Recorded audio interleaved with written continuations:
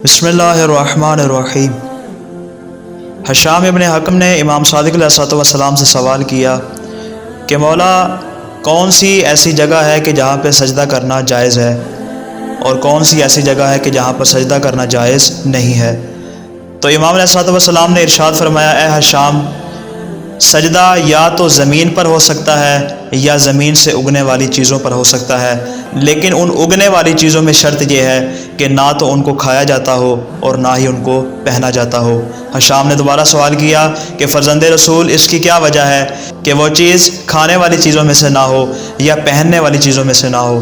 तो इमाम अलैहिस्सलाम ने इरशाद फरमाया, इसलिए कि जब कोई शख्स अपने सर को सजदे में रखता है तो गोया कि अपने आप को खुदा की बारगाह में कमतर और हकीर समझता है, यानी सजदे में खालिसतन उसकी नज़र अपने खुदा की जानिब होती है। और इन दो चीज़ों पर सजदा करना इसलिए जायज़ नहीं है चूँकि ये दुनियादारों की चीज़ें हैं। इसलिए कि जो भी दुनिया में रहता है या तो उसको खाने पीने से मोहब्बत होती है या उसको लिबास से मोहब्बत होती है। जब वो अपना सर सजदे में रखेगा तो ज़रूरी है कि सजदे में कोई चीज़ उसके लिए माबूद करार ना पाए जो कि दुनियादारों के लिए माबूद करार पाए।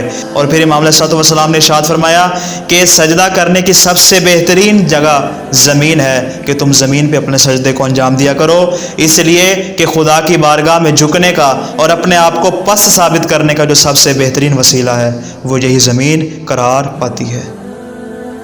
और अपने आप को पस्त साबित करने का जो सबसे बेहतरीन वसीला है वो यही ज़मीन करार पाती है।